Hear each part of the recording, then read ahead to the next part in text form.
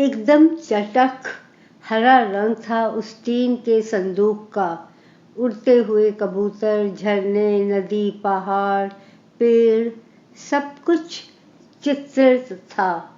कितना पुराना था यह तो दादी ही जाने। सारे घर के आकर्षण और उत्सुकता का केंद्र। क्या होगा भला इस संदूक में? दादी के झूलते से खटोले के नीचे संदूक बरसों से अटा रखा था। दादी की उम्र क्या रही होगी भला? अलग अलग अटकलें थीं। दादी से पूछने पर दादी कहती, अरे लल्ली, हमारे ज़माने में माँ बाबू उंगलियों पर गिना करें थे। पढ़े लिखे होते तो तारीख लिख लेते या याद रखते। ऐसा याद आवे है, अम्मा बताया करें थी कि भादों के दिन थे, खूब झड़ी लगी थी। दाई का कोई अता पता नहीं। हमारे बाबू भीगते भागते पड़ोस की ताई को बुलाने भागे। जब तक वे आए तब तक हम इस दुनिया में आ चुके थे। जन्माष्टमी के आसपास के दिनों का जन्म है हमारा। दादी ने एक लंबी सांस भरी।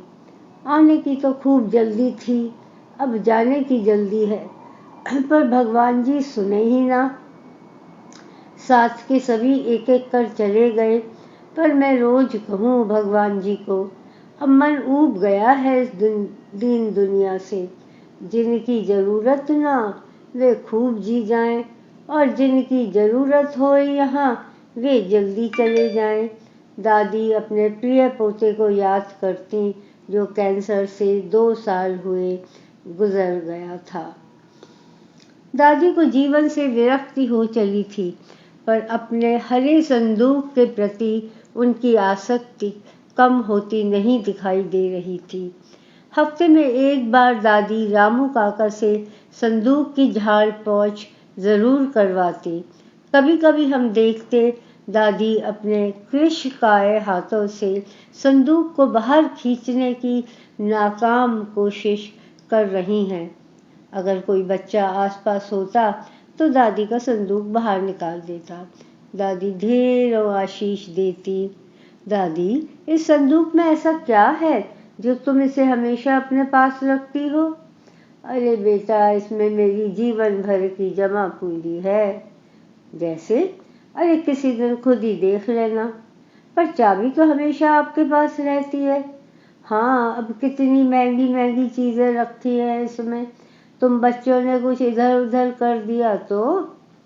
दादी संदूक को लेकर किसी पर भरोसा नहीं करती थी। बड़ी बहू को परिवार की पहली बहू के नाते दादी ने बड़े शौक से अपनी 15 तोले की करघनी दी थी। फिर मंझली को 10 तोले की मीनाकारी वाली सीतारामी। छोटी तक आते आते दादी के हरे संदूक का काफी कुछ माल मत्ता बच चुका था। फिर भी छोटी को भी काफी कुछ मिल गया था। शादी ब्याह तीज त्योहार पर दादी के भंडार से सबको कुछ न कुछ मिलता ही रहता था। फिर भी तख्ते ताऊस के कोहिनूर की तरह संदूक में ऐसा कुछ था जो दादी ने सबसे छिपाया हुआ था।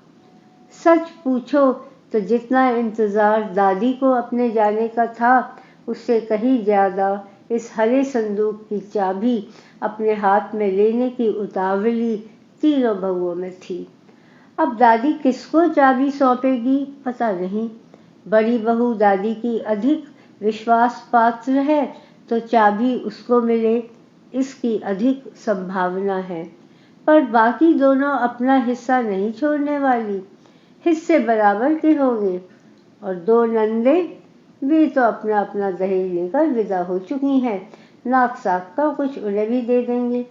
तीनों बहुएं अपने अधिकारों को लेकर बहुत सचेत थी। बस इंतजार था, कब मरेगी सासू, कब आएंगे आंसू। और एक सुबह इंतजार खत्म हुआ।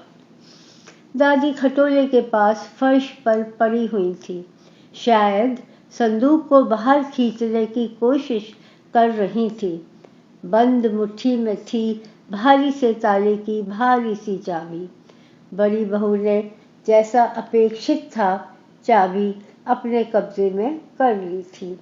लड़के दाह संस्कार के बाद लौटे तो बहुएं उतावली हुई जा रही थी। संदूक सबकी उपस्थिति में खोला गया। बसरा के मोती की माला तो मैं लूंगी, हीरे की जड़ाऊ चूड़ी मेरी कलाइयों पर कैसी फबेंगी। बड़ी मैं हूँ तो पहला हक मेरा है, मैं तो लंबा चंद्रहार लूंगी। बहुएं सांस थामे प्रतीक्षा में थी। बड़े से संदूक में पुराने अखबारों की तह के बीच दादी ने गहने सहेज रखे होंगे। एक के बाद एक कागज निकल रहे थे। दादी अपने इन गहनों की यदाकदा बात करती थी। उन्हें लगता इस खजाने के चलते घर वाले उन्हें पूछते हैं। संदूक में दादी ने सहेज रखी थी कुछ यादें, अपने विवाह का भुरभुराता गोटा लगा लाल दुपट्टा, दादा और अपनी फीकी पड़ती एक फोटो, और वो सब जो बहुआ के किसी काम का नहीं था, और कुछ चिट्ठियाँ जो दादा ने उन्हें लिखी थी जब दादा ने पानीपत में सूत का काम शुरू किया था। जतन से तहाई हुई एक प्लास्टिक थैली में वो चिट्ठियाँ, हाथ लगाओ तो लगे अपना अस्तित्व खो चिंदी चिंदी हो जाएंगी। दादी थोड़ी बहुत हिंदी पढ़ लेती थी। जोर जोर कर पढ़ते पढ़ते उन्होंने काफ़ी कुछ सीख लिया था। दादी को पढ़ने का शौक था। चंद्रकांता संतति के उस जमाने में सुनते हैं बहुत लोगों ने हिंदी सीखी कि वे उस उपन्यास को पढ़ पाए। दादी ने भी पढ़ी। प्रेमचंद का जमाना आते आते दादी बहुत कुछ पढ़ने लगी थी। दादी ने उन पत्रों के उत्तर दिए या नहीं कह नहीं सकते। संभवतः घर के कामकाज और 5 बच्चों की परवरिश में फंसी दादी को समय ही नहीं मिला होगा कि वे चिट्ठियों का जवाब दे। और फिर किससे कहती कि उन्हें दादा को चिट्ठी लिखनी है। कागज़ कलम कहाँ से जुटाती। कोई पूछ लेता तो किस लिए चाहिए तो क्या जवाब देती।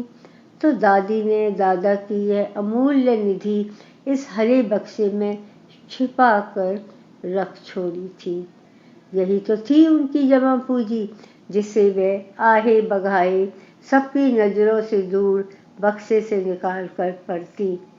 वे 2 दशक हुए स्वर्गवासी दादा की स्मृति में आज भी उद्वेलित हो उठती थी। उनके प्रति घर वालों का रवैया उपेक्षा का रहने लगा था। बहुओं को लगता दादी से अब उन्हें और क्या मिलेगा, सब कुछ तो बांट चुकी थी वे। दादी भले ही स्कूल कॉलेज नहीं गई हों, पर उनमें व्यावहारिक बुद्धि की कमी नहीं थी। फिर भी एक गलती उनसे भी हो गई कि उन्होंने अपनी अधिकांश पूंजी अपने जीते जी बच्चों को दे दी।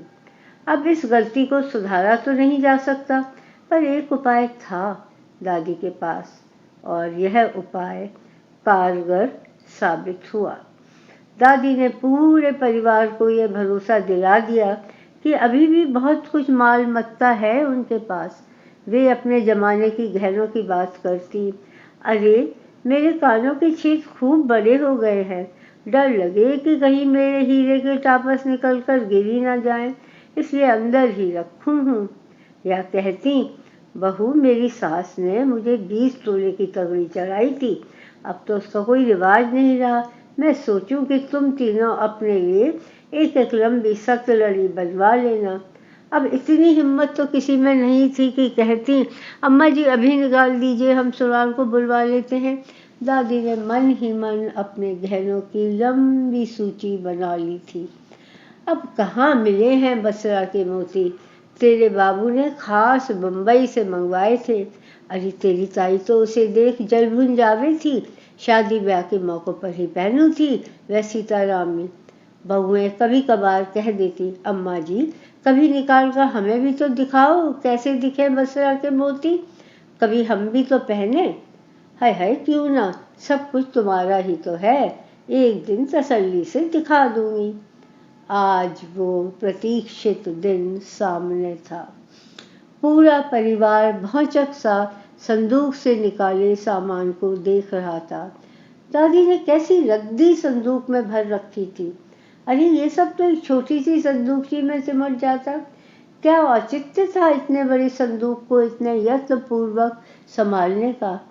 दादी की मनस्थिति का मनोवैज्ञानिक परीक्षण करते तो पता लगता ऐसा उन्होंने क्यों किया, पर उस सब में किसी की रुचि नहीं थी। बुढ़िया निकली बहुत चतुर, कहाँ तो जाने का नाम नहीं ले रही थी। अब गई तो सबको बेवकूफ़ बनाकर गई। लड़के और बहुएं यही सोच रहे थे। हरे संदूक पर बने 2 सफ़ेद कबूतर लगा फड़फड़ा रहे हैं, दादी की तरह विस्तृत आसमान में मुक्त उड़ने के लिए।